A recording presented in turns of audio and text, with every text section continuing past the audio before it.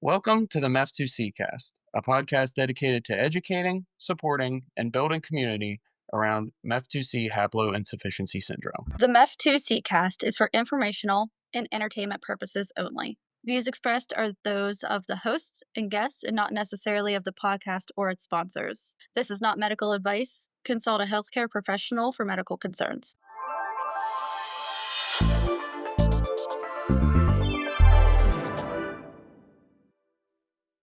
Alrighty, hi everybody. Welcome to the MEF2C Cast. Our guest today is Caroline Claflin, mother to Darwin and one of the co-founders of the MEF2C Family Foundation. How are you today, Caroline?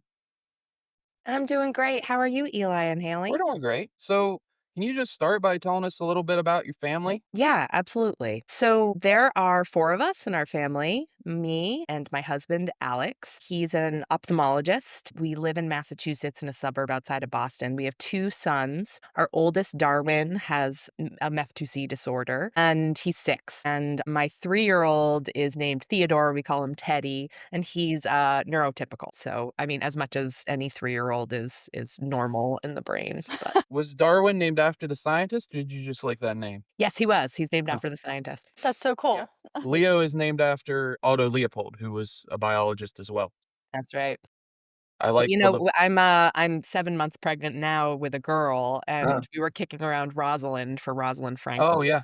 So, we're a big science family. We're delighted to have Darwin's name honor Charles Darwin. Yeah, that's awesome. So, can you tell us about sort of your journey to getting your diagnosis, what you saw in Darwin that led you to think that you may need to pursue the diagnosis and what the process was like to get that? Absolutely. So I would say as a mom, I knew pretty early that something was up with Darwin. He had a difficult labor, or I had a difficult labor with him. We were both there. And and he had some difficulty breastfeeding. His latch wasn't great. I had to sort of pump and also breastfeed him in a continuous cycle. So I could tell like some of his muscle tone wasn't 100% early on. And I'm married to a doctor who's from a family of doctors, literally everyone in earshot. I mean, both of his sisters, both of the people they married, both of his parents, they're all doctors. And his mother was a pediatrician when she was practicing, and the first thing she did when he was born, before we, knew anything about him, was hand me the milestones guidebook just to be like, just track how he's doing on his milestones. So I'm actually really glad for that because it allowed me to be vigilant about certain things that I had suspicions about, and then I could sort of cross-check and say, "Oh yeah, that's not going the way it's supposed to." I had difficulty. I would say my journey was a long one where I knew something was up, and I think everyone around me, even my husband, sort of had hopes that it would shake out over time. And so I would say it wasn't until he was about 9 months old that pediatricians started to say, "Yeah, I don't think this is totally normal." Um, he was late to all the milestones in the classic MEF2C ways. And then he had a lot of excitatory behavior. He'd sort of like go really stiff and then go really loose. He'd get really excited about fans, about, things that moved in a circular pattern. I just was like, how are you so obsessed with this? And so I'd say the whole thing was a long journey to getting other folks to see what I was seeing, basically. And it wasn't until we moved to Boston because we were in Chicago at the time. My husband was training there. And we moved to Boston. And when we did that, we got a new pediatrician. I think she was the first person around a year old where she was seeing what I was seeing and started putting in requests to get him tested. So we didn't get a firm diagnosis for him until he was about 2 years old. But he failed his MCHS, which is the autism test. And so he was on the radar. We got early intervention. We started with behavioral therapies right away once we were here in Massachusetts. But yeah, it was a long journey for us. So, did he have an autism diagnosis as well? Mhm. Okay, Yes, he does. gotcha. And that preceded the MEF2C diagnosis then? Yeah, because the MCHAT test is standardized for kids, it just was the first flag that they were able Right, to say, yeah. yes, he's like failing literally these things. Let's start a protocol for him. Yeah, so a couple things stand out to me about your story. The first is that, this is another common theme we're running into. You should always trust a mother's intuition because it seems like there's a pretty common theme of, like, Haley included, pretty early, mom was like, "There's something going on," and everybody else around them, me included, I'm ashamed to say, is like, "Oh, it'll be okay, it'll work out." Especially, like, she was a first-time mom, so, Yes. you can be a little extra, I don't wanna say neurotic because it has a negative Oh gosh, connotation, I but was the most neurotic. I was tracking everything in an app about when he was sleeping and Yeah. when he was eating and when I was totally 100% first time mom, but I still think even with that, I think yeah. mom Yeah. no. And, the other thing is that it seems not super common, but not uncommon that there were not necessarily complications with labor, but they weren't necessarily super smooth. And we were talking with Lorena and James just before you, and she was saying that the doctor said that Elijah really didn't help at all, you know what I mean? Like, all the work was on her because he just kinda slid out, and then we were talking to someone else the other day who said that the umbilical cord had a full knot and was wrapped around their baby's neck, and it's occurring to me that not that those complications cause MEF2C, but maybe the other way around. Like, maybe because of the low muscle tone and the excitatory behavior and things that could have caused some of those things to happen in utero, so that's really interesting. Yeah, I mean, I also think that there is a correlation and confirmation bias there too with the parents, right? When something's Sure. wrong with your kid, you tend to track backwards and say, what Mhm. could it possibly be? Mhm. And so for me, I spent a long time on the fence blaming myself about something with the labor. I was like, maybe something happened with the labor. But my point is, I think a lot of people have complicated labors,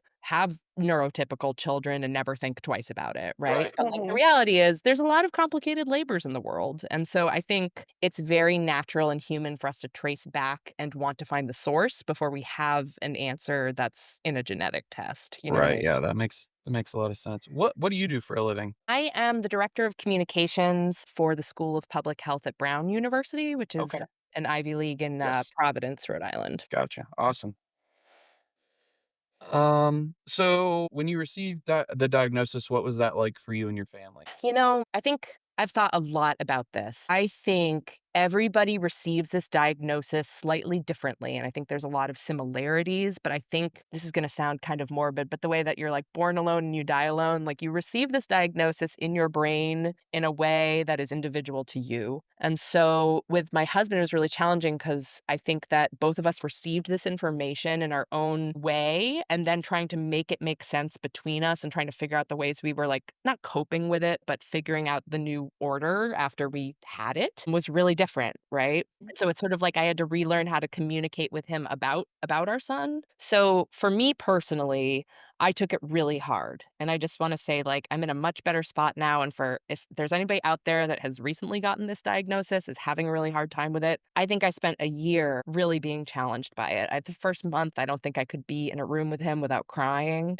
It was like something about it just felt really heavy and hard to go forward with my day is what I'd say. It was also a relief, though. I think a lot of people, when they have children with mysterious intellectual disability, or, they don't get an answer that's genetic, right? And so I think it's really, in some ways, I'm lucky. And I think we're all lucky that we have an answer and that there is like a community. Cause I also, through all of Darwin's therapies, I meet parents of kids that have these sort of they just have delays and they don't know why, And so I felt glad to have the answer. But I also felt like because he was so young, he was 2, I felt like I didn't know him as a person very well. And so it felt like he was his diagnosis. And I think that that happens a lot with our kids. And I can talk about that later. But my husband, I think, was quite the opposite. He received the information. He was like, great, new information, but I am like plowing ahead with our current, we're doing these therapies. He's this sort of kid. He eats this many times a day. Like we're getting it done.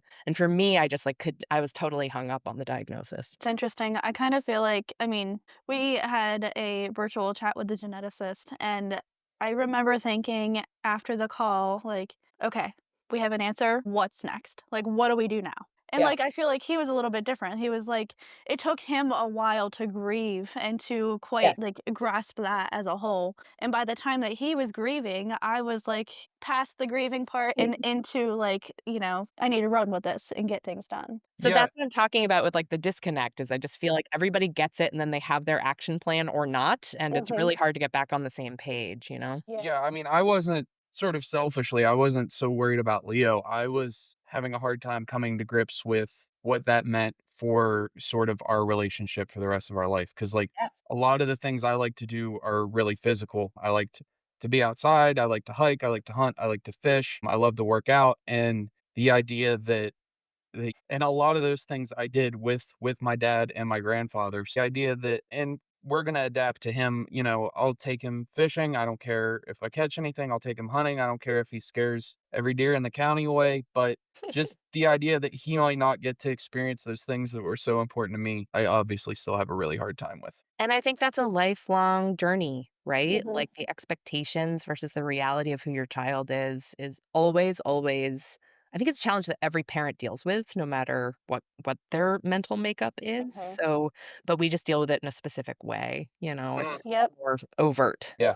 So you have the diagnosis. Once you've processed it, sort of what were your first steps forward? We're lucky enough to live in a state in the US that has a ton of supports for kids, especially with an autism diagnosis. It's really like a green card that opens up a huge round of Right. insurance coverage services. I personally am the sort of person that doesn't mind the autism diagnosis going hand in hand with the MEF2C diagnosis because it gave me a community, sort of a basic group of parents. I don't think autism just describes any one kid very well. It creates an umbrella for Mhm. an experience, and I think that was helpful for me and my family at least, right? So we found a local group here called Raising Hearts that does basically like autism friendly activities for kids, but also has support for caregivers, drop in coffees and a mentorship program, etc. And I joined that and really enjoyed it. Darwin kicked off with a ton of ABA. So we felt that in-home services for ABA for him were helping him, and we were seeing some progress with that. We decided against putting him in a center-based ABA program because I felt that we just it wasn't what I wanted looking at the building. I was like, I don't think I want him to do this work here. But he had a one-on-one that would be with him for at least 6 hours a day. And I was doing this crazy thing where I was driving him to daycare and then bringing him back for ABA services. This was still during the COVID shutdown. And so, they wouldn't allow, one-on-ones to come to the daycare and, like, do work there, and so I had to, like, pull him out and bring him back and pull him out and bring him back. But we did that, for about a year and a half. He had, 35 hours a week or something like that of ABA. And we got started with music therapy, and then in Massachusetts, I'm sure this is true across the country too, right at 3, he went into the public school system Mhm. for, substantially separate preschool education, and that was great too. Was So that his so in Ohio here and another recurring character we talk about a lot is my mom because she's a special needs teacher and she helps us navigate all this. She's been super helpful. But fabulous. in Ohio, as she pointed out to us, he is entitled to start school On at the first day the of first day of school. Is it the first day of the calendar year or the first day of school? the first day of school. I thought it was the first day of the calendar year. No, it is the first day of school, like where everybody Gotcha. else starts. Yeah, so he won't be 3 yet when school starts, but he is that how it worked for Darwin? So Darwin was the second he turned 3, so on his birthday, he went Gotcha. to school, basically. Okay, Gotcha. that makes Yeah. sense. And talking about autism, I feel very similarly about like, there's only with this being so rare, autism is kind of like the closest proxy that you have to this that you can maybe get some and there's a lot of overlap in symptoms that you can maybe get some insight from. Absolutely. But I also feel similarly to you about autism where, I think it's kind of a catch-all category, and it's gone through, it's based off, what is it, the DMI, the DMS. There's a medical manual, like a book that sort of categorizes all these things, and it's gone through different variations as time's gone on, and the group has kind of gotten bigger and bigger. But the reality of it is there's probably a very diverse array of sort of brain structures and causes that are resulting in these behaviors. So Yeah, I agree that absolutely. I Yeah. think autism is very broad and that it can be kind of difficult in that sense. Yeah, but, well, this actually leads me into thinking about the family foundation because for me, the most important thing that happened that allowed me to really like go into go mode for Darwin was that community support, was just understanding that somebody else was experiencing this, was looking at, having a 6-year-old in diapers, having a 10-year-old in diapers, right? Like all these things that we think about as lonely experiences, right? Or just not similar to the friends we have in our neighborhood or who maybe have neurotypical kids or kids with other diagnoses. Um, for me, like to link this into the foundation, like I really wanted to find a group of like-minded parents that wanted to talk about this and wanted to ensure other folks didn't feel alone when they got that diagnosis or knew that there was an opportunity to be with people who understood. Because when I had that, every time I've connected with another parent, and even not MEF2C, but right when we got our diagnosis, I was connected with a mom. My friend Kate actually has a friend who has two sons. I was looking for the two-boy dynamic, and the oldest one has Down syndrome, and the youngest one doesn't. And talking to her just like made me feel like it screwed my head on straight. Like she said some things that just made sense to me. It felt like she was just a few years deeper into the process than I was. And I don't know, it was hugely empowering for me so that I could be a better parent for Darwin. So I wasn't sort of like spinning out by myself Yeah. mentally. Connecting with other parents, and that's half of the reason why we started the podcast is because, the meetup that we had in Boston, was one of the most influential things for us, and, Yeah, thank you for hosting that dinner, yeah, by the way. Oh, That was it's my pleasure. I knew it would yeah, be absolutely imperative and Anne, yeah, I think when I suggested it to Anne at the US MEF2C Foundation, she was like, "Yes, mhm. absolutely." And I'm delighted to meet other people, so thank you for coming to that. Yeah, it makes a huge difference just talking to other families and talking to other parents and, mom to mom and dad to dad, like, you can connect in these other ways, and hearing other people's stories makes you just feel less alone. Also, there's stuff that you see when you're just literally together with other kids. Mhm. Like, I don't know if you guys remember this, but there was a moment where we were outside at that event, and everybody's kids were watching Super Simple songs on their Yeah. tablets, and it just was like a sea of that, and I just remember connecting those dots and saying, "Oh my gosh, do all of our kids responding to this specific YouTube channel?" And it was like, "Yes, they are." yeah, So even though it's that's not like a clinically relevant comparison, it just made me feel less alone and yeah, not to sound like woo woo about it, but those instances where all of the families were together with the kids felt like almost transcendent. yeah. Like it was so crazy just to see how those kids, how everybody the similarities and how the parents interacted with them and I can't describe it, but it was incredible. Right, and I think that there's, like, deep power in those moments, Yeah, and I think that they give you something mentally, they're like a fertilizer that, like, feeds you, like, for months and months Mhm. afterwards, just thinking about it, just turning it over. So, with the foundation, I think it was just really exciting to meet other parents that wanted to have a really parent-forward approach to the way that they were connecting people. absolutely, yeah. So you mentioned ABA. Was your experience with that for Darwin? Because I know some people, from what I understand about ABA, it depends a lot on the practitioner because it can kind of get caught up in it's very rigid and it can kind of get caught up in its own structure. And it's also very easy to get kind of dehumanizing and kind of Yes. like not respecting the person's dignity. So, Yes. could you talk a little bit about that? Yeah, absolutely. I totally see the dual relationship there with it. And to be fair, we have had good ABA experiences and bad ABA experiences, depending on as you said, the practitioner, the professional working with them.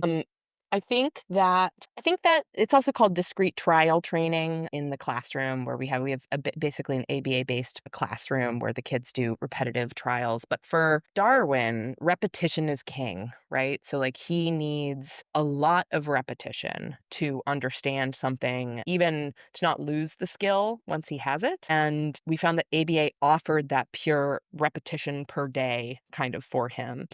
We have like sort of a way. So I work full time. My husband works full time. We say everybody goes to work in our family, right? Like school is work. Darwin's going to work. My youngest Teddy, like when he goes to preschool, I call it school. It's like You're going to school, mama's going to work. So we view it as like there's a time to push yourself during the day, and that Darwin undergoes that in a certain way. But also, I've seen the proof in the pudding in that he has an after school ABA therapist where I do get a little bit more one to one with them. I understand a little bit more about like what's going on there because I drive him there, or his nanny drives him back and I hear back about it. But he is super excited to go to those sessions. So I feel like the proof is in the pudding there. Same with his speech therapist after school. He seems excited to go. And so that is a sign to me that it's worth it right now. And I'm seeing results from the ABA based learning. So I can't really speak to a different paradigm. That's what we've done, but it works for us. And he seems like he's growing and does not seem fearful or upset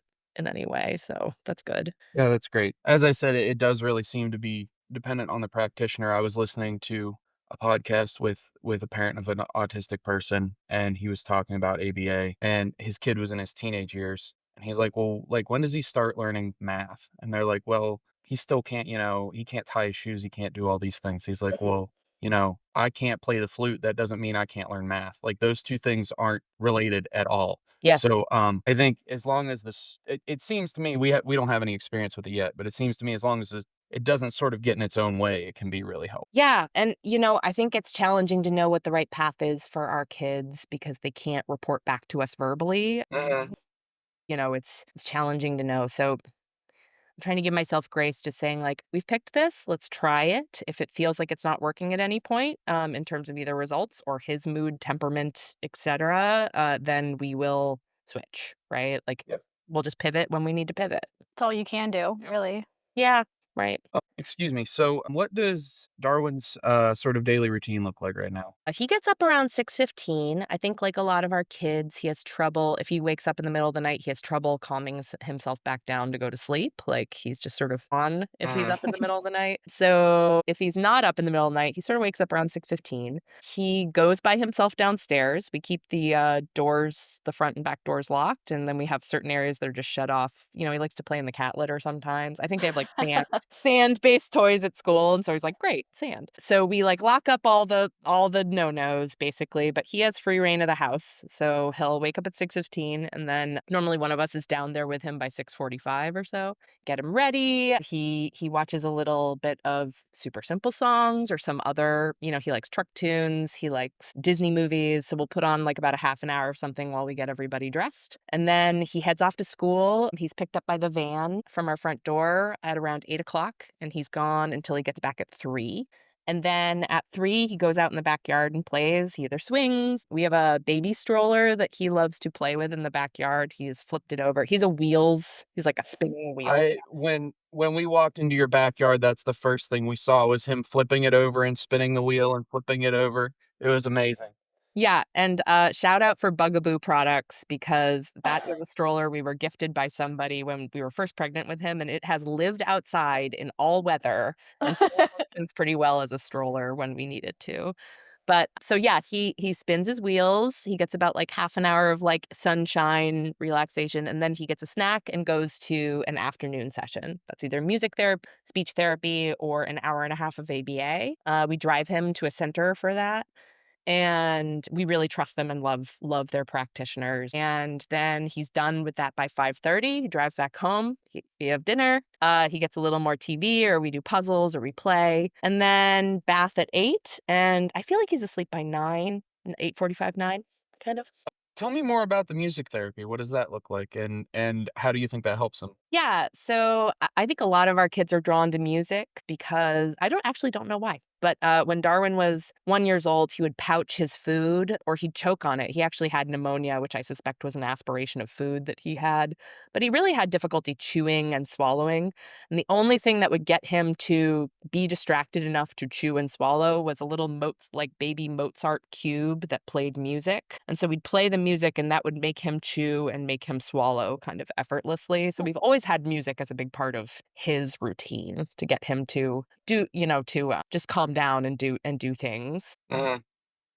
And he really responds when I sing to him. I have like a nighttime song that I sing to him, and he loves that too. So we started really early with music therapy. He was probably like a year old. And then we've had the same music therapist for the last 5 years. She's absolutely fabulous. But she comes and they do some different songs, but a lot of them are repetitions. And we have his AAC device now, like we have his iPad, and we've got the songs page, and he knows how to navigate it. That's actually like one of the first areas where I've seen him really have clear navigation on his AAC because he understands that, like, if we do five little ducks, that the next page brings up five, four, three, two, one, ducks, mama, quack, quack, and he can hit those marks at the appropriate point in the song. To sort of sing along. Yes, Yeah, that's exactly great. so. And we give him space to do it. It's like, pause the music, and then he's kinda like, "Okay, yeah, yeah, five little ducks went out to play." So, that's actually, it's led the way, I'd say, in his understanding of his device, beyond just preferred, "I wanna watch TV. I would like a fig bar. I would like juice," right? Like, all the classics that we know our kids want all the time. It was really nice to see him respond to that with his music therapy.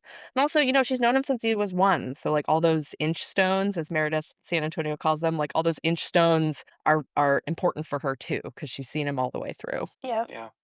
Yeah, it seems, and this is something I thought of as you were talking, it seems like the percussive aspect of Mhm, music is what Leo really likes. Like, obviously, he likes simple, super simple songs and like Miss Rachel and stuff on YouTube. But as far as like quote unquote real music, mhm. like, he really likes Elvis. He likes Hank Williams Sr. He likes Johnny Cash, like that boom chicka boom chicka. And Mhm. then we've recently started doing this thing in the tub where I will play, normally it's another song he really likes, which makes me really happy because it was one of my favorite movies as a kid, is it's called Whistle Stop by Roger Miller. It's the song at the beginning of the Robin Hood Disney animated movie. I know that one. So I will play that, and I will just tap out the beat on the tub, and Mhm. he'll put his eyes right at the level of the side of the tub, and last night was the first time he did it, but she said something to me or something came up, and I stopped, and he looked at me and he went, like, Yep. "Let come on, dude, let's keep going." And, like, I can play a couple things on guitar. I'm not a guitarist by any means, but he really likes to watch me, but he wants to stop the strings and then mess with them himself, and it feels like he really likes the vibration of it. Oh, yeah, we have gone through so we have a a vinyl stringed acoustic guitar that Mhm. Darwin that lives on its stand, right, like an upright stand, that for the first 2 years of Darwin's life, he would strum it constantly while it was on the stand, and then, a lot of our kids have oral fixation stuff going on. He would bite the side of the guitar while strumming it, and we joke that he literally ate that guitar because, like, it's been bitten, like, all the way around the edge. We had to replace it eventually because it just was, Mhm. like, not structurally sound. But yeah, like, obsessed with the guitar, and like you said, I think the give and take of music therapy is so helpful because they understand where the breaks are, and when they want more, it's so clear. So yeah, we've had a lot of effective music interaction with him. Yeah. Yeah, that's really interesting. So, it sounds like he gets around pretty well by himself. Yeah, Can yeah, you we are lucky describe sort enough of that he does not need any walking aids or anything like that. did he learn that on his own, or how did that work? Yeah, he did. He was like a lot of our kids, delayed in all of his milestones, right? But he was walking by 18 months maybe or so. Okay. So relatively early in the MEF2C spectrum. And he is a toe walker. So we have like big steel toe boots, like basically like Timberland style boots to try to prevent him from they provide like a flatter sole. So he's funny. He's like this whip thin little guy with like these huge boots on. But yeah, he gets around by himself and he doesn't quite have the strength to push things open the way he needs to, but he always can walk to where he wants. I had something else and I lost it. That's okay. You mentioned his sleep. Is there anything you do that seem to help him with sleep, or does he it sounds like he still has parties, which it's funny to me that everybody we've talked to has independently used the word party to describe those things in the middle of the night. 'Cause they're Um, psyched up, like, when I come down it's often because he's woken me up because he's, like, squealing with delight, basically, that's how I know that he's up. Yeah, it's a party, for sure. but, so have you done anything to manage those, or has he learned to manage them himself pretty well, or I don't know about your kids, but one thing that is true about Darwin is he eats about 3 times the amount, I think, of a normal kid. He eats so much food that I've narrowed down the causes of his waking up in the middle of the night. I really think it's that he randomly wakes up and then cannot put himself back to sleep. Mhm. But the cause of the wake up is what I've been trying to target, and I don't have hard scientific evidence for this, but sometimes if he's hungry, and that's usually it's a shocking amount of food he eats generally, so he would need, like, a snack right before bed in order to stay down for the whole night, and he's really thin, and so, we use fleecy pajamas most of the year because he tends to kick off his covers, and then if he gets cold, he'll wake up, and then we'll find him downstairs, like, playing, basically. So, and then I have had 0 luck with melatonin. It actually tends to have the opposite effect on him. It kinda wires him up. So we don't give him anything other than just, like, a fig bar if he seems super hungry before bed, you know? Yeah, we've personally so we did a few things at once that really seemed to improve his sleep, so we can't say for sure which one it is. But we started putting him in a sleep sack. Nice. We switched from, like, a melatonin tincture to tablets, and then the other thing, which obviously this isn't medical advice, talk to your doctor, but for us, starting him on the 5-MTHF made a huge difference with his sleep. He very rarely wakes up in the middle of the night now. I guess maybe it's 4 things because we also started giving Miralax around the same. Oh, that's right, yeah. Oh, A daily okay. Miralax dose, uh-huh. But yeah, before that, I mean, you could just tell sometimes in the middle of the night that just everything in him wanted to go back to sleep, and he just couldn't make himself do it. Totally. That's my husband and I call it just like, was he ready or was he not ready? And it's like the different you can just feel it when they kind of like you pick them up in the middle of the night, they've been partying, they've been playing, you can just feel them like collapse onto Mhm. you. And you're like, okay, you just needed someone to interrupt this party and Yeah. let you give you permission to go back to sleep, basically. Yeah. Yeah, I mean, Leo would, like I said, you could tell that he was trying and it just his brain wouldn't let him. But back to music, another thing that I discovered is we would play, there's an episode called Bluey or of Bluey called Rain that he loves. It's all Mhm. music. And we would put that song on repeat. And a lot of times that would calm him down enough to put him back to sleep. Oh, I remember what I was going to ask earlier. What variation does Darwin have? Yeah, so he has a microdeletion and it is in the promoter area of the gene. It actually doesn't touch the gene itself. It's upstream of the gene. So I remember that slide from the family conference in Boston where they sort of had all the different, they had everybody out laid Mhm. out on the gene. Darwin's like just ahead of it. I think there were 5 or 6 people maybe that are there. But our geneticists said that they suspect that it's turning off maybe the whole gene. They're unclear about how it'll work. But yeah, he's a promoter area microdeletion. Gotcha. You said eating, I'm assuming he's able to feed himself? Yeah, yes. I mean, he we're working on spoon and fork. Right Mhm. now, I have to preload stuff, but he's trying. I see him stabbing with the fork. He just doesn't normally get the thing he wants. And then he can obviously rake and feed himself if it's like bite-sized pieces. But he will eat anything. He's not a picky eater. He will eat pretty much anything, and he eats a ton of it. So that's it. But we still use a sippy. He can't utilize an open cup because Yeah, it'll you spill. I noticed in one of the pictures that you guys had posted, he uses, like, the weighted straw He sippy uses the cups. Munchkin weighted straw, the Yeah. 360 cups, and those work well for him because they're very if spill forgiving. Yeah. Yeah, we've had good luck with those when moving him off the bottle too, because you don't have to he can tip the cup and still use the straw. Absolutely. Yeah. Yes, and it creates less frustration because 'cause I've noticed, if he can't get, like, the juice out, he kinda just chucks it on the ground, "I don't know what this is, forget it." So, those have been helpful because he usually gets what he wants out of it. Yeah. Is Munchkin the one who makes the bluey ones we have? I actually don't No, know. we have so just for anybody out there, I can't remember what company makes them, but the ones we have, they're, like, Bluey themed, they have Bluey's face on them, but they're really nice, they don't leak, and the straws come apart. So, we've had issues with, like, mold growing in the straws, and then you Oh, gotta yeah. use a pipe brush and all that stuff, but the top comes off the straw, and then It's super easy to you know, clean. yeah, there's not the valve from the sippy part anymore, so you can just run water through the straw and wash out the top part, and it's great.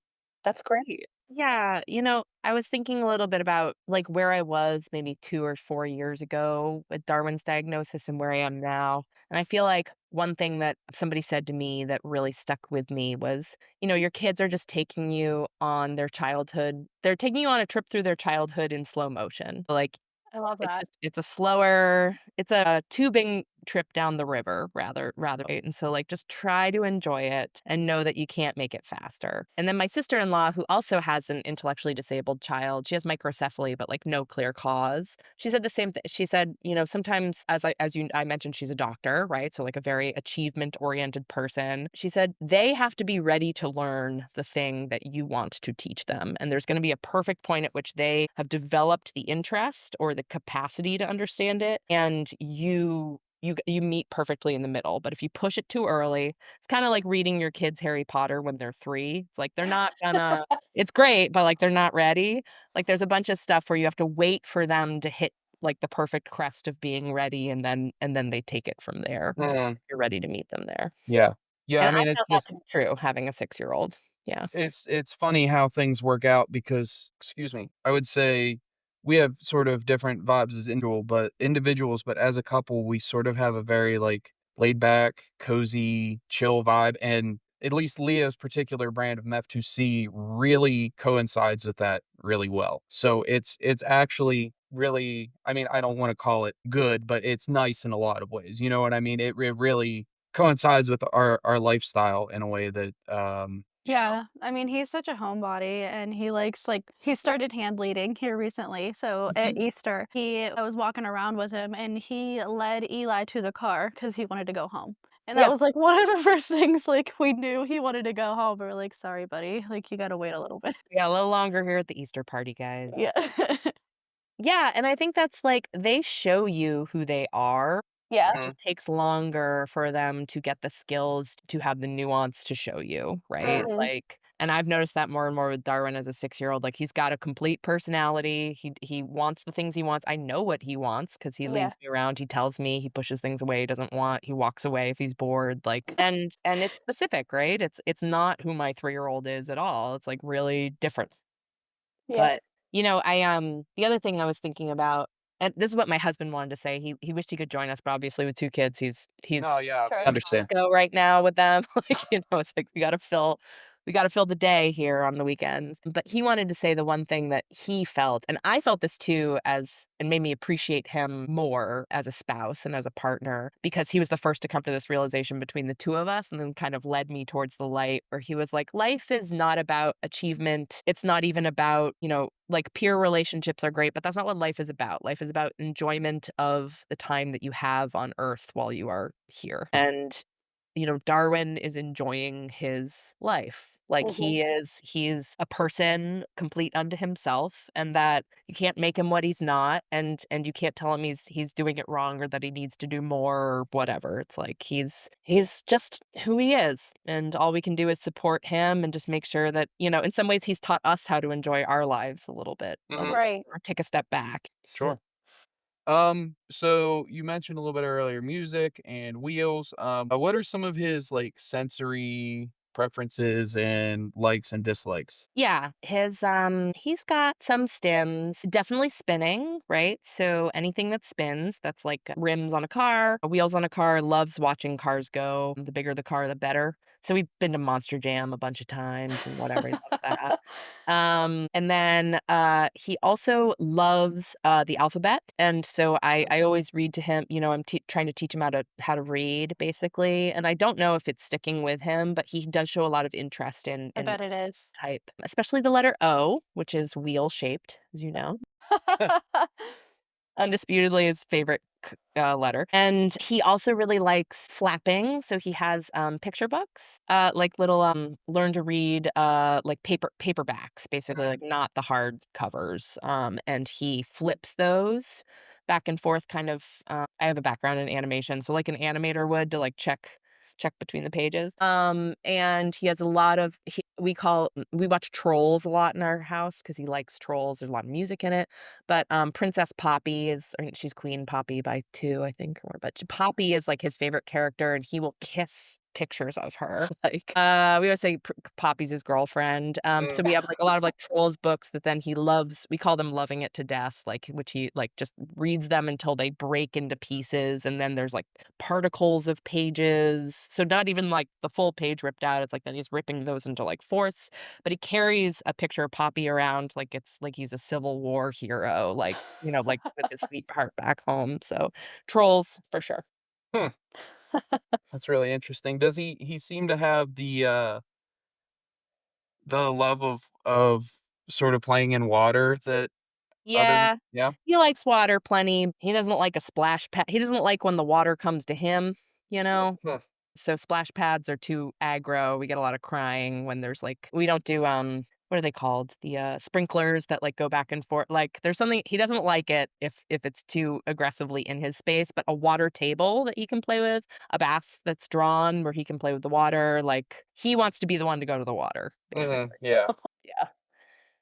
Yeah, Leo will fiddle with the tub spigot, the thing that you yank up to turn the shower head Yeah. on until it's just dripping a little bit, and then he'll sit there and let the water drip on his face, but I don't think like, we've played with some squirt guns and stuff before, and he reacts to it, but I'm not sure that he likes it. I think he may fall more into Darwin's camp of if the pressure is over a certain amount, and he's like, "Nah, I'm good." Yeah, absolutely. The other thing Darwin likes is to turn the sink faucet on and off himself. And he likes to put his favorite toys in the sink and then like soak them in the faucet and soak them. So that's hard for the books, obviously with that. So we have often bought him. We might be on the fifth iteration of his favorite books because they get ripped or they go in the sink or something. And again, it's a hard life to be one of Darwin's favorite toys. But the other thing is we have a front loading washer, and he loves to watch the spin cycle go on the washer. So actually, I've been able to help train him into helping me with laundry, right? Where like I'll be like, okay, like we have to get the laundry in, and then you get to close it, and then we turn the machine on. So he helps us get our laundry done, and yeah, he's just. I would say one of the biggest things we've done is just let him have free reign of the house, and that makes it very easy to tell what he wants to do. Like he'll walk to the back door if he doesn't want to play inside anymore. He'll go and get his favorite toy from a different room. Like it's just been easier to sort of watch what he developmentally thinks when he has that much space to work with. Sure. How so, you said he has an AAC, is that his chief means of communication? No, I would argue leading us around by the hand is his chief means of communication, but I've been really heartened in the last year with his AAC progress. Like we've been working on the AAC for 3 or 4 years now with like seemed like not a lot of progress. And just in the last year, I feel like he's getting it more and more. And I never thought we were gonna get there. Like if you had asked me 2 years ago, I would have said, no, like we'll probably like give up on the AAC at some point. But he's good. Like he doesn't ask nuanced questions and he still mostly uses it to like test things out, like certain buttons on he uses Go Talk or is it? Yeah.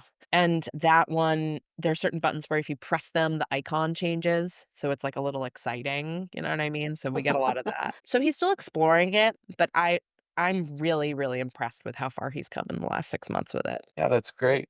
Mhm. Did you try, like, PECs or anything? Anything like any other We did, and I found them absolutely impossible to with. I just was like, absolutely not. Yeah. Yeah.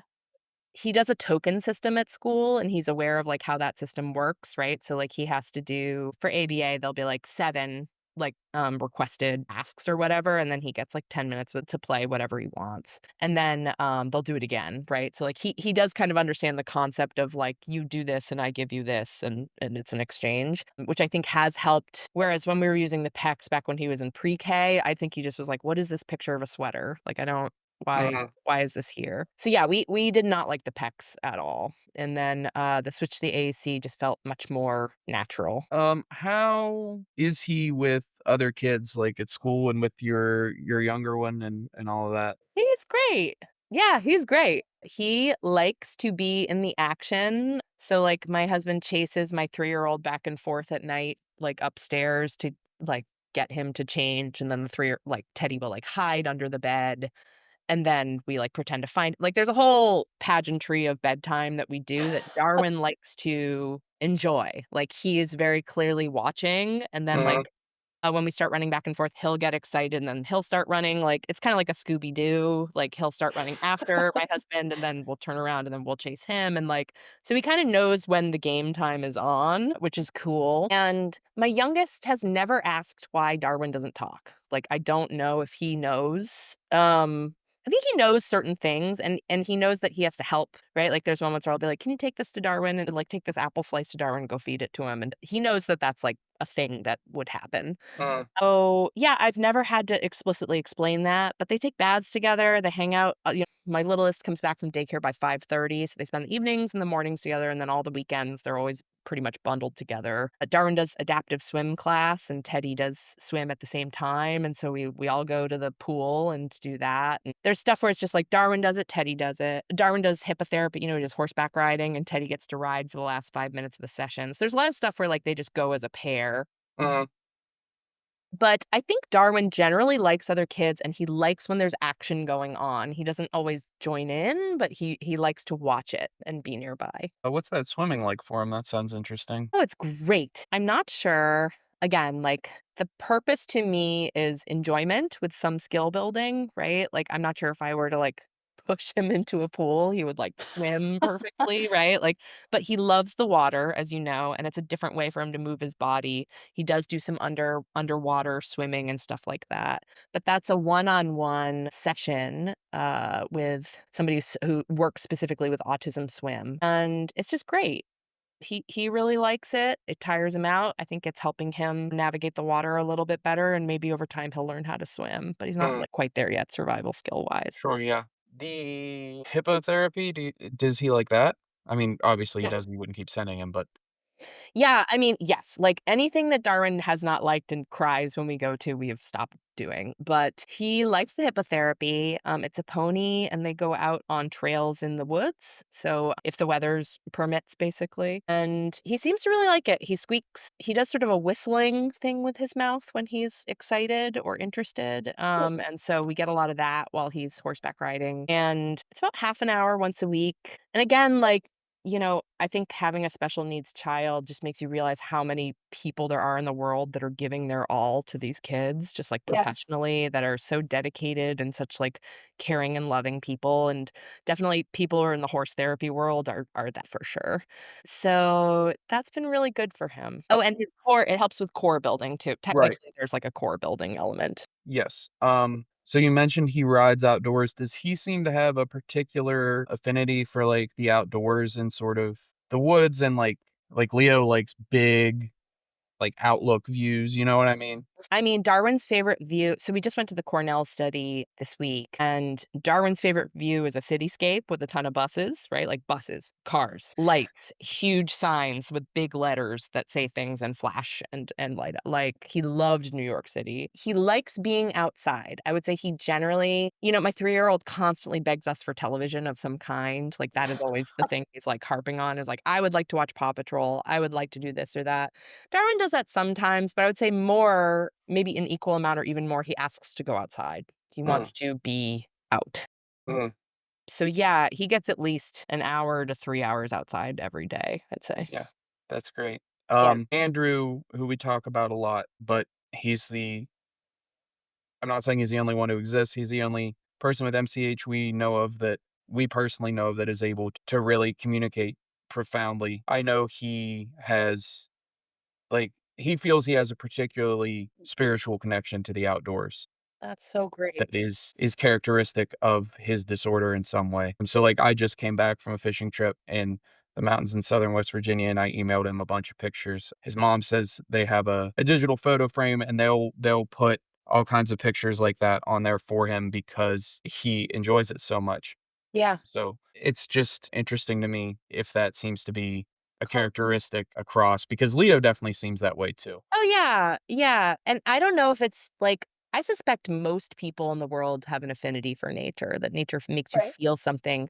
I just Yeah. wonder if it's the perception, the experience, the sensory experience, like, something is heightened with folks with these disorders where, like, they get to appreciate it more, right? Like, Mhm. I don't know, but that's definitely anecdotally how I found about Darwin. That at the same time, like any given 6-year-old, if he's not in the mood to go for a walk in the woods, he will let you Yeah. know, like there's still the like, I want to be home and do my toy. But yeah, I mean, I think he really enjoys it. And he loves we have a lake cabin up in the Adirondacks in New York, and we go canoeing with him up there and like go in, swimming, and he loves that. Yeah.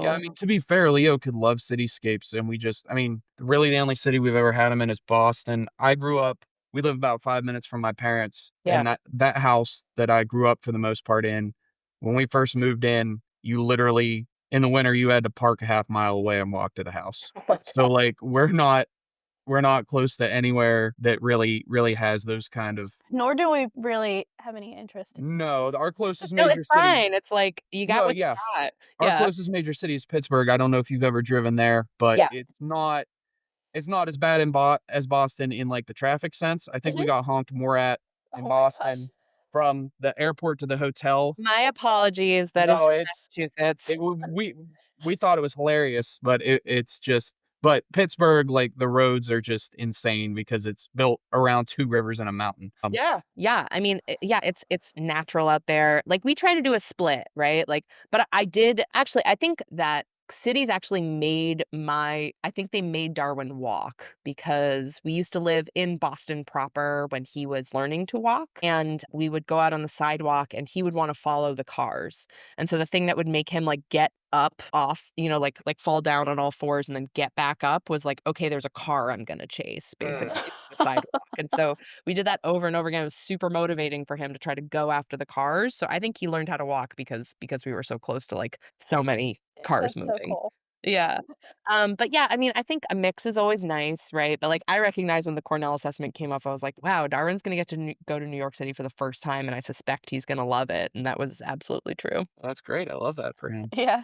Are there any other therapies or interventions that you guys found particularly impactful that you wanna share with people? I think it always has to do with the person. I have to say that. Like, I think SLPs, they have made a huge influence in Darwin's life. He has loved some of his SLPs, and there's one that we work with named Denise, who he's just really motivated. He loves Denise. They talk like he's made a ton of progress with Denise specifically. And for example, with the ABA therapists that came to the house when he was 2, that I think one thing that's challenging about ABA therapy is a lot of folks it doesn't pay super well, and so you get a lot of high turnover. You get people that are kind of like just experimenting with it after school as a job, and then they move on.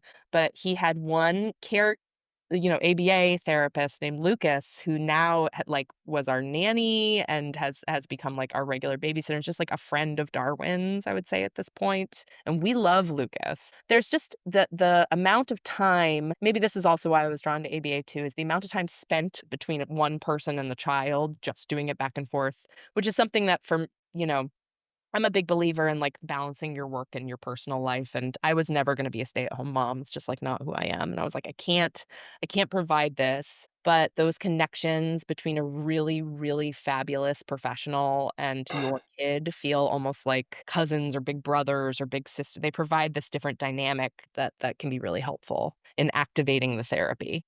Yeah, that's amazing. And just piggybacking off what you said about it depends on the person. And we were talking about how diverse autism is earlier. I mean, MCHS is almost equally diverse when you consider, you think of it on the surface is it's the MEF2C gene, but that's, I don't even know how many, but, dozens of base pairs, probably more, that each one of them could have a possible mutation on, or any combination of those, or a deletion, or, a missense, a nonsense, a stop. So there's a really diverse group of symptoms and possible outcomes. So there is going to be inevitably some. You're going to have to do some personal experimentation to try to figure out what works best for you. And, I think that's true of any kid. Right? Yeah, Kids for are sure. the way they are. They respond to certain things and not others. And yeah, I realize like when I get emotional, I tend to get emotional when a caregiver or a therapist is leaving us or moving on because I think as a parent of a special needs kid, you always connect really deeply with the people that love your kid and give their time to help them, Yeah. further their learning and have a more rich experience of life. And so that tends to like that's my tearjerker, right? If somebody tells me that they're moving on, there's going to be change, even if I'm happy and I know that that's the right change for them, I just like, yeah. And I think conversely, the other thing that makes me cry a lot is and this is why my husband's usually the one to go on doctor's visits with him. Darwin's had surgery for strabismus and he's had these other, sort of corrective things. And I really have like an allergic reaction to discussing him as a medical case. Do you know Yep. what I mean? Like, there's something about it that just riles me up. It makes me really elevated and emotional because paring him down to his statistics, like, makes me really upset because he is just like a person beyond that. But that's the way physicians and practitioners, they have to talk about them is to be like, okay, like, what are the milestones? Where's the data? And the answer is like, I don't always think the data represents the person. So my husband's much better at that experience about separating it and not getting emotional, you know? Yeah.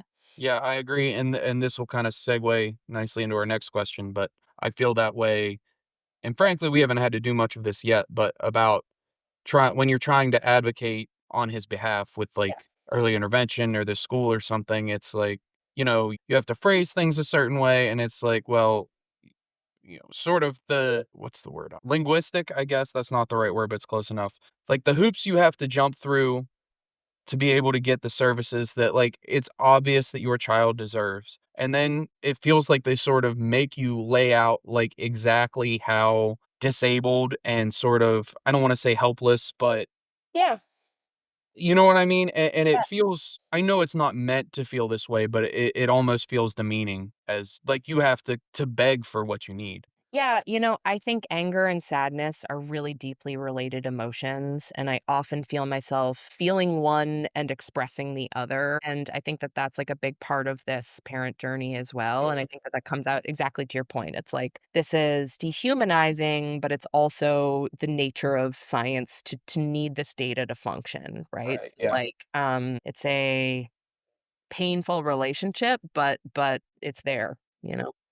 So, kind of parlaying off of that, what has been your experience like getting the necessary resources for Darwin, and how do you advocate for his needs? So, we've lived in different areas of the country, and I actually think being a salty New Englander has helped me a lot in this capacity. Like, usually a little too forward and rude for most people, I'd say, especially in Chicago, where the bus driver will tell you everything about their grandkids. I'm really direct. And I think that that has helped me with services where, like, if I think something is out of bounds, I will definitely let you know. That being said, also, I'm a humanities focused person in a family full of science people. And so I get a healthy dose of like, well, this is what should happen scientifically. And then also my own feeling about like this is the person inside and what they need to thrive. So I think I have been very openly engaged in advocacy for him. And Massachusetts, like I said, thankfully is a state that has a lot of benefits. I think MIT offers autism benefits because so many of their staff, faculty, and their kids are autistic, but it's a friendly state for those things. So I never felt like I had to fight for a thing that they were unwilling to give me. Just a matter of how much, how often, is this enough? Is it too much? Do I want him in this sort of setting or this sort of setting? And I think as a parent, you have to make those decisions for your kids. It's the same thing. It's like, do you want a nanny? Do you want a daycare? Do you want to stay home with your kid? Like, you have to make all those triaging decisions all the time. I think that the one thing for advocacy that really stuck out for me was feeling like I wanted to trust the practitioners, right? Like, I feel like I've said this several times in this conversation, but that like I'm sensitive to a high turnover of staff and that is not how I think he succeeds the best. He develops relationships with people, and I think that that's how he becomes excited to do the work and motivated to do the work. And so I am upfront when I want him to stay with a specific person doing work with them as a professional. Yeah, that makes sense. It's definitely, I don't even know how much it would matter on Leo's end. I mean, I feel like you could, maybe it's hard to tell at this age, he's about 2.5, but Yeah.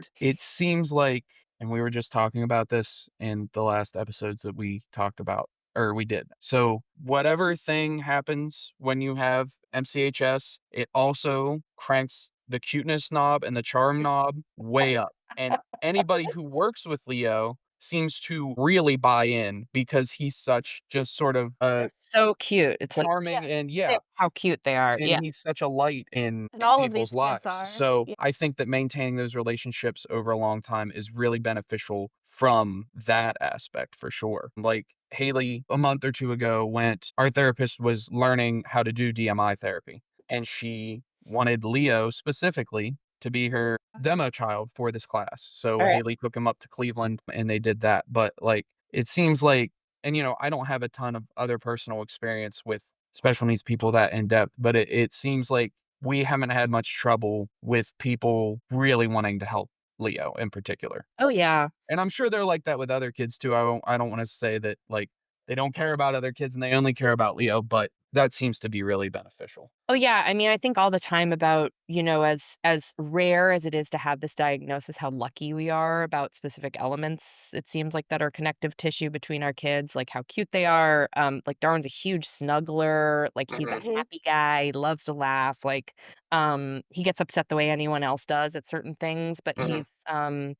there are a lot less visible disabilities that result in behavioral challenges that people don't understand because, like, if it's ADHD or something, there could be a lot of behavioral challenges and people get frustrated because it's not as, the concept of charismatic megafauna.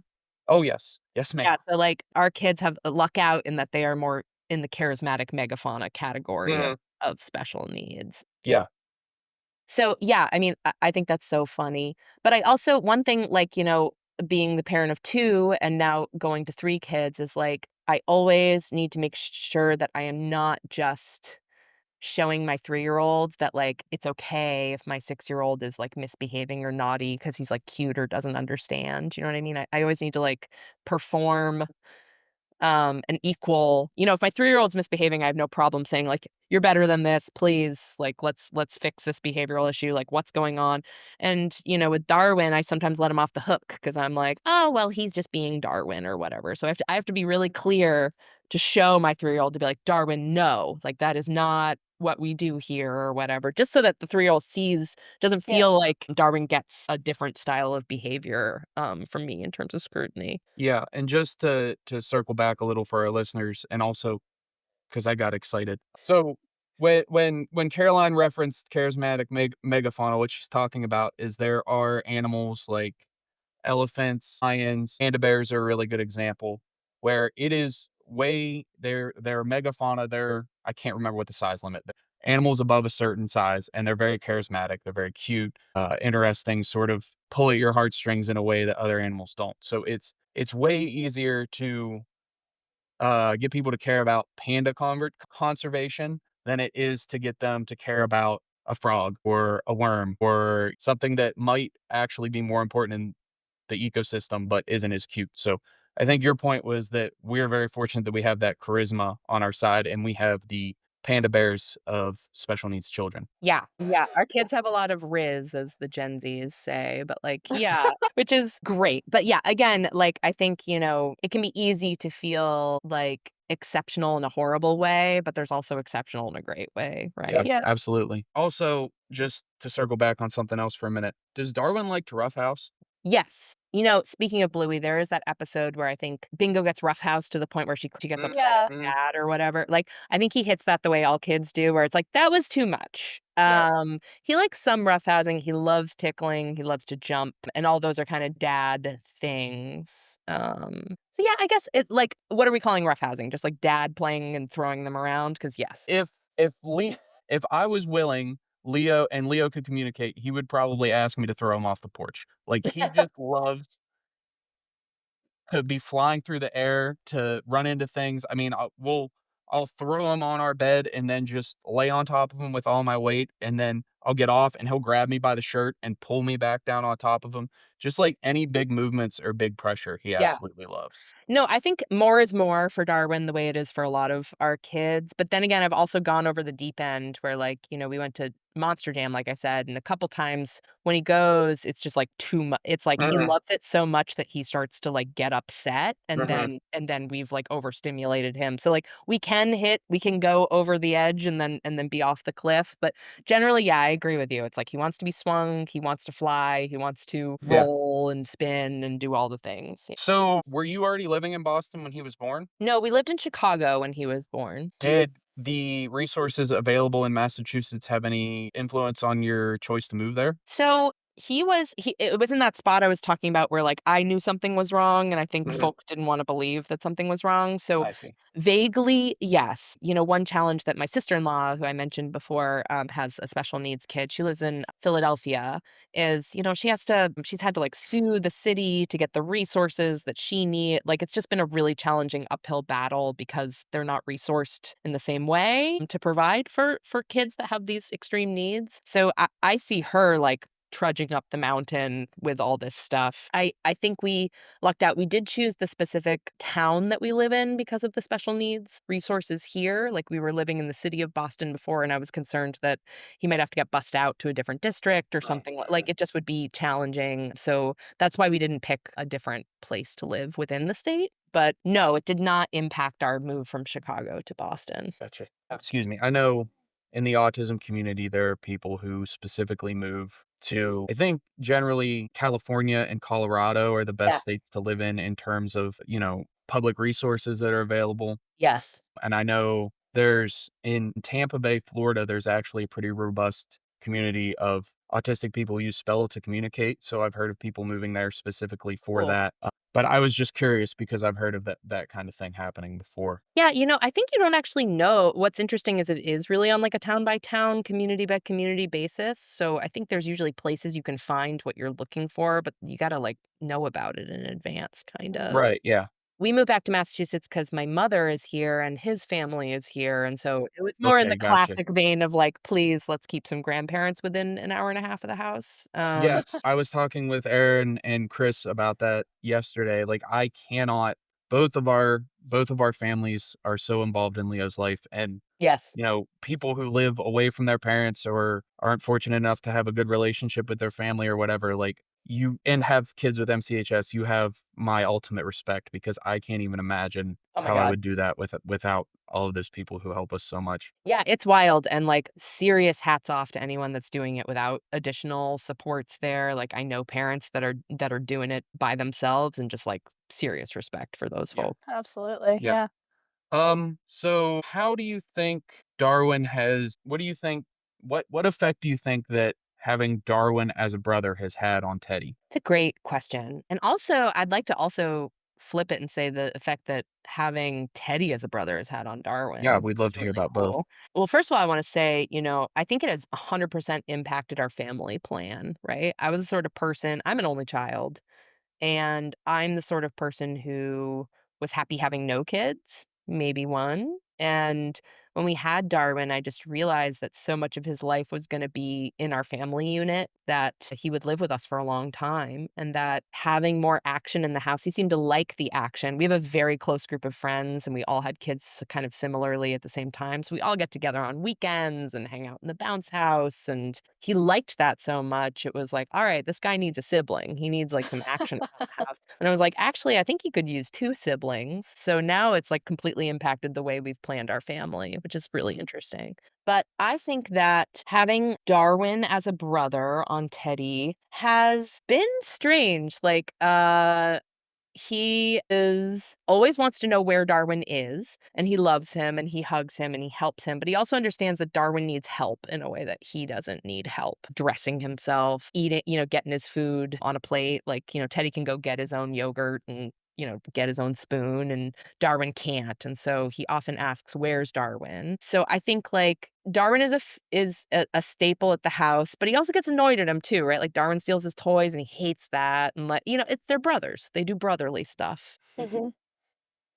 But like I said, I haven't gotten that question that I'm waiting for, which is why doesn't Darwin talk, right? Like, and that'll happen someday, and I don't know how I'm going to respond. I think it depends how. Again, it'll mean everything moves so dynamically. I don't know what the answer will be when I'll tell him he's got a different type of genetic code that they're related, but they're not the same in that way, and that Darwin is different, the way that any person is different, and that he has needs. And then he'll probably get bored to tears listening to me and just be like, okay, I just wanted go forward. But I think I've seen the change in Darwin has been huge since he's had Teddy around. Like, Teddy has modeled how to play with toy cars, and I think Darwin was like, "That's how you play with toy car." You know what I mean? Like, he had been flipping them over and spinning the wheels. Then when Teddy's like, "No, they also roll on top of a surface," he was like, "Oh, okay, let's do that too." And the same with, like, when there's 2 of them, it's easier to say, "It's time to start bedtime, it's time to do whatever," and Darwin now recognizes those cues, like, he'll respond and follow instructions when I say, like, "We're going upstairs, no more TV." He knows, and it's just easier to have the 2 of them kind of lockstep doing their routine, and he can kind of follow along, so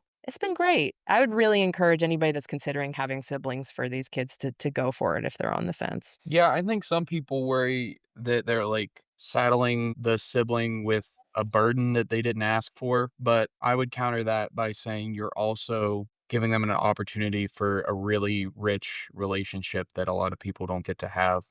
Oh, yeah. There's a social media account I really like, it's called My Brother Maxie, and it's a guy, and his big brother he's verbal, but he's autistic, and he still lives at home, and they're just so close, and it's so It's a really beautiful to cool see him. relationship. Yeah. Like, I think they're both, like, early to mid-20s, and it's like, it'd be pretty weird if you were 24 and giving your 25-year-old brother kisses if he wasn't if you were both you know what I well, Yeah, to yeah. most people, it would be very weird, but there's this it's just really, profound. Go Yeah, ahead, I sorry. think the profundity, like, that's exactly it. I would completely agree with you, Eli. Like, I think the profound nature of the relationship is going to be so meaningful for kids. And, like, yeah, maybe not at every level of their development. Like, maybe when they're 17, they'll be like, I just want to hang out with my friends. I don't care. But, like, there will be a moment where the depth of that relationship will mean something special and continue to broaden the way that they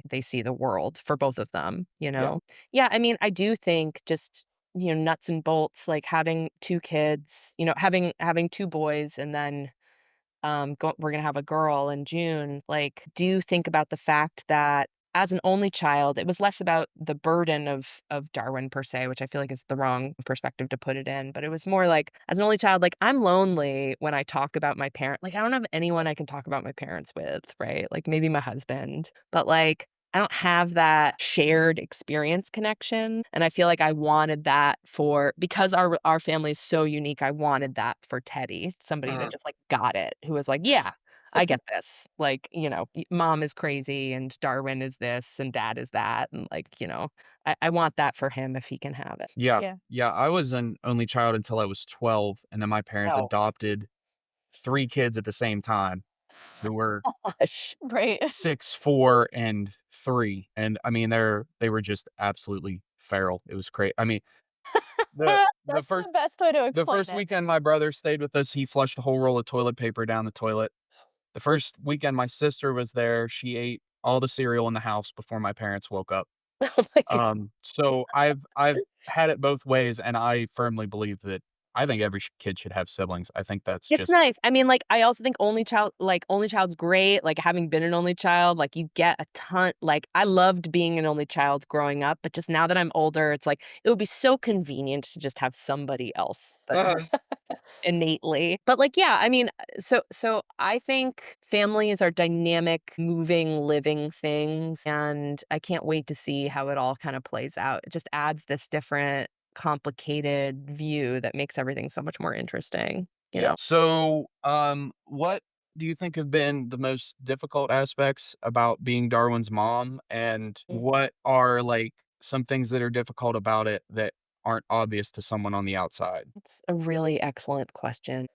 I always try to put everything in perspective of like I happen to be a woman. I'm an American woman. I'm an American woman, of my race. I'm an American woman who works. I'm an American like there's all these like subcategories. I think for me it was really hard. I always knew I was not going to be the person who stayed home with their kids. It's not who I am. And work gives me this raison d'etre. Like I love to work. And I think one thing that I found challenging was not only just the expectations of being a mom in America, but the expectations of being a special needs mom is that, like, you would literally you'll have to your life does change by necessity, but that, like, you should maybe that you're encouraged to focus your life around this thing. Like, this thing is the thing, like, the defining factor. And I did not feel that way, and I didn't feel understood from that perspective. So I think one thing that was really challenging is that you're put in a separate subcategory as a parent of a special needs child that is not only really isolating, but sometimes doesn't feel like it fits your identity as a person, right? So for me, that was hard. I have depression, and I knew that that was always going to be a extra factor in my relationship with Darwin, with my husband, with my parents. It also felt like not only was I like trudging uphill in my own mental health, but then we had this other sort of extenuating circumstance, and it just felt like life was hard. I think and then what I was saying about being an American is I think in America we have not only is it just like culturally really different than other places on earth, but I think that we have a tendency to put a smile on everything, right? Like we're a really friendly group of people. And I remember I was in Berlin for a few weeks in my mid-20s, and I asked a German person, I was like, "How are you doing?" And they're like, "Not so good." And I just remember like realizing that there was like a cultural disconnect there. They were kind of confused as to why I would ask how they were doing, but I was expecting the American interaction of like, "Great," or like, "Fine, but," right? Like there is sort of this energy in America to put a positive spin on things, to make the best out of what you got, to kind of like perform happiness and productivity. And I just felt like I couldn't be that person. And my friends they wanted to support me, but also they couldn't understand. And their energy was kind of just to be like a forced, like they wanted to be there, but nobody can share in the depth of the feeling, right? It's just not polite conversation. So I think that's a challenge, is that you're isolated and you're kind of dealing with it by yourself because people are a little scared of what you think and what you feel because they recognize that it is a big part of your life, right? I I don't know how folks who get serious chronic illnesses like cancer, diabetes, or whatever, like how they interact with peers that don't have those, but I imagine it might be kind of similar. Kind of just like, "Oh, sorry about that." So that was hard. And I think that the other thing that's really hard is, your kid, at least in my experience, your kid takes so long to show their personality because so much of it is you worrying about their milestones, trying to get them just through the logistics of being alive, growing, and they take so long, and you can lose hope that it's ever going to get better, but it does get better. It's sort of like with all parenting. It's like with time it gets better, gets easier. And I wish I had known that from the outset too. Yeah. Yeah. I would argue one small but important distinction is that it doesn't get easier, but that you get better at it. You get That's right. stronger. And when you Thank think you. about it that way, to me, that's much more uplifting because you are more fully realizing your potential as a person and as a parent. That's absolutely true. My husband and I joke that, first we had a special needs boy, and then when we had Teddy, we knew he didn't have a genetic condition. We had an amniocentesis, so we knew his genes were intact. We didn't know what else he would have or, Mhm. who he would be. But I was like, I don't know how to parent this kid at all. Like, I know how to parent Darwin. I have no idea how to parent this kid. Now we're gonna have a girl. It's like, I suspect that'll be a little different too. It's like each time I feel like, I don't know what I'm doing. Like, this is a totally different person. So Uh, yeah. what do you think, conversely, have been the most positive things you've gotten out of being Darwin's mom? This one I feel a lot more prepared to answer. I think it has taught me to be a more compassionate, more patient, more life-loving human being who just recognizes that the small stuff is just the small stuff, right? I think that it has taught me a lot about the medical system and how it works. I think it has connected me with a lot of people that I would not have met otherwise, who are absolutely fabulous, wonderful people, and I'm delighted that I get to have them in my life now. And I think that, there's always like something special about the person that makes you a mother, right? Like your first kid, the kid that teaches you everything from the ground up. And I just like, it can't be anybody but Darwin. That's who he is. That's what he gave me. So yeah, just like every way, I think my life has benefited from having Darwin. What advice would you give to parents who are just starting with their diagnosis? Let yourself grieve.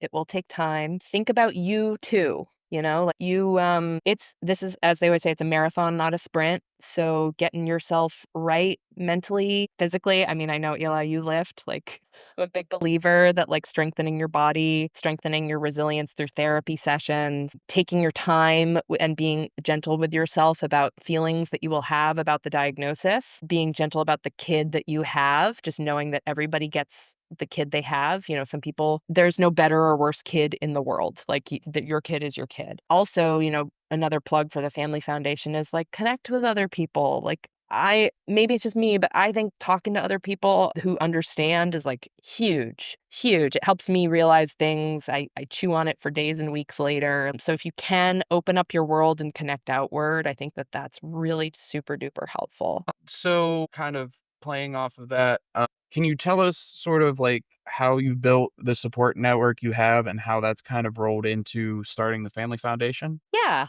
absolutely. So I recognize that my friend, I've got these like lifelong friends. They went to medical school with my husband, and we all had kids at the same time. And that connection has been really important. We get together every Wednesday and watch Survivor and eat takeout food. Like we call ourselves like the Survivor group. Having neurotypical kids around that your child is comfortable with is fabulous. And then with the parents group, I think it was always a little hard for me. I was intimidated by Facebook. I'm not a big, despite being in marketing and comms, I don't like Facebook's interface. It kind of bombards me and stresses me out. And so I was sort of a lurker, is what I would say, on the MEF2C pages, but not much of a contributor. And so reached out to a few people, and I felt like there was a lot of pressure on those interactions to be advocacy oriented, to be about the research, to be about like what we were doing as a group, doing. And like that is a really important part of it. And I think that's what like Anne's foundation and James' foundation and Ishra's foundation, like they are all it, but I was missing that, like, let's just hang out. Like, can we just have a beer on the porch and like talk about this for a while? And so that when there was the opportunity, when the last year's first Boston assessment happened, I was like, I think I want to do this get together at my house. Like, it's going to be crazy. There's going to be like 100 people there and it's stressful. And how am I going to get the catering? And then there wasn't a heater for the tent. And I just was like so stressed out about it. But I think the connections I made there made me realize that that was really where I wanted to lean into. Like, the research was important. We're always happy to partner for the research, to fundraise. But that what was meaningful for me was that. And so through that, Aaliyah Vickers contacted me and we just chatted on the phone. And I just felt like we had a lot in common. And there wasn't so much like, what are we doing? Like, where's the next meeting? What's happening? Just felt like, how you doing? What's going on? And then she said that she was already connecting with some other parents and that they had those sort of relationships. So we decided to just put a Zoom call together. And it was so helpful. And then then we started a WhatsApp chat. And then it just felt natural. And then as we did that, we were like, could we give this experience to other folks? Like, could we offer a place for people to just be themselves? And that's how the idea started. And then we were meeting for maybe 8 months, I'd say, like planning it, figuring out what it is. It's a nonprofit. Are we raising money? Are we research focused? Are we just family focused? What are we doing? All those things I think are still shaking out. But for me, it's just been invaluable to have that group of parents in my life. Absolutely. Yeah. Yeah, I mean, I think the Family Foundation has the ability to kind of function as a really good home base for people because, like, we've talked to people and it can be really weird when you see how many different organizations there are in the space for Yeah. such a rare disease. And, there are positives and negatives about that, but it seems like the Family Foundation can be a really good place for people to go and kind of orient themselves. And, we're kind of trying to do the same thing to provide somewhere where they can just be like, okay, what exactly is going on? Like, what does this mean? And Yeah. then we can go from there. So we were really excited when you guys announced it because, like I said, we were kind of, I feel like the motivations for both the podcast and the foundation are really similar. So I agree. I'm in public health communications, which is basically like public health is like, I would say, a corner of science research where it's really focused on like populations and like improving the lives of many people. And communications, same way. It's about like telling people about all this great stuff that's happening, things that are like building a healthier and better future for everybody. So it felt like a natural fit. But I agree. Like, I think a podcast is an absolutely fabulous way to connect. I think you guys have done a wonderful job with it so far also, we just like appreciate that. specific humanizing voices that help people understand the perspectives. Because I know when I got my diagnosis, I was so curious about what parents of 6-year-olds, 10-year-olds, 13-year-olds, 40-year-olds were doing. And this is a way for people to hear it, you know? And, there are people that want to come to Zooms, like the Family Foundation hosts. And there are people that, like me, like lurk on Facebook. Like, some people just like to listen passively. They don't want to, or, it's not the right fit for them to come and do a big big conversation, and this is a way that you're helping them Yeah. understand more, you know? Yeah, and there are a lot of people working as fast as they can to figure out treatments and Yes. possibly cures for this, but we're in the infancy of this and it's going to take time. So both these things can operate as a really good place where everybody can just kind of hang out and wait and Yeah. see what happens next.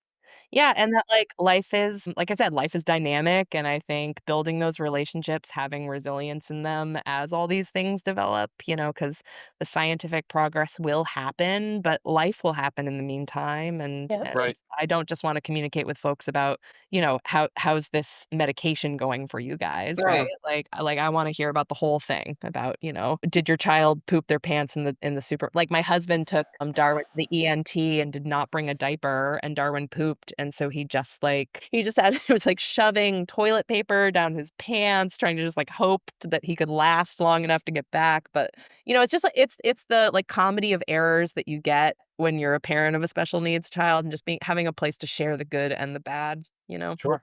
Yeah. Yeah.